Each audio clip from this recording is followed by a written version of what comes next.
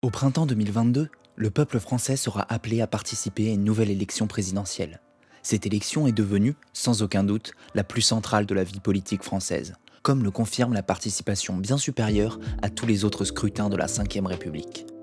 Or, cette élection est encore conditionnée à un système vieux de plus de 50 ans, le parrainage par les élus. Aujourd'hui, pour être candidat à l'élection présidentielle, un citoyen doit récolter un minimum de 500 signatures auprès de différents élus français. Ce faisant, à chaque nouveau scrutin, il existe un risque que certains courants, pourtant significatifs dans la vie politique du pays, ne soient pas représentés. Des centaines de milliers de personnes pourraient donc se retrouver sans personne pour représenter leur voix lors de cette élection majeure. Ce système crée par ailleurs une véritable inégalité entre les candidats. Ceux qui n'ont pas un réseau étendu d'élus derrière eux doivent consentir des efforts très importants pour recueillir les signatures requises. Alors que le pays est en grave crise démocratique, il est urgent de redonner la voix au peuple. Supposez qu'une candidature ne bénéficie pas de l'énorme machine que représente une organisation politique lorsqu'elle est enracinée avec des élus locaux, des maires, des conseillers généraux, des conseillers régionaux, soit empêchée de participer à l'élection présidentielle, quelle qu'elle soit.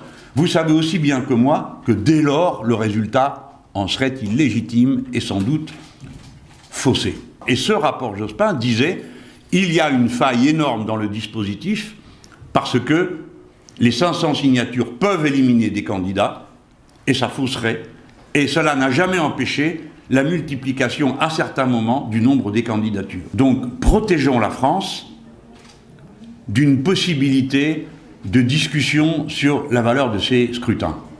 La dernière fois, nous sommes passés en dessous de la barre de crédibilité. La dernière fois, je parle des élections partielles législatives.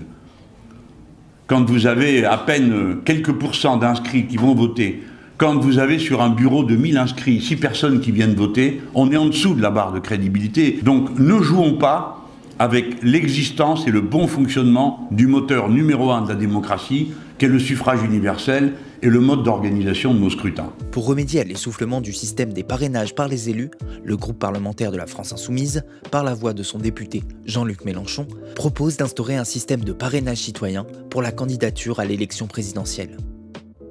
Se basant sur les conclusions du rapport « Pour un renouveau démocratique » issu d'une commission présidée par l'ancien Premier ministre Lionel Jospin, ce nouveau système permettra à chaque citoyen inscrit sur les listes électorales d'appuyer la candidature d'une personne de son choix. Avec cette loi, chaque citoyen recevra un bulletin de parrainage vierge qu'il pourra remplir pour soutenir le candidat de son choix. Et il sera donc possible de s'appuyer sur le parrainage de 150 000 de ses concitoyens pour être candidat à la présidence de la République. Ce chiffre de 150 000 est proportionnel aux chiffres utilisés dans d'autres pays, qui permettent déjà ce mode de parrainage, comme la Pologne, le Portugal ou la Finlande. Ces parrainages pourront s'effectuer en ligne, sur une plateforme dédiée, ou bien par voie postale. Enfin, pour assurer une représentativité de l'ensemble du peuple français, les différentes signatures devront parvenir d'au moins 30 départements différents. Chacun de ces départements ne pouvant représenter au maximum que 5% du nombre total des signatures reçues par le candidat.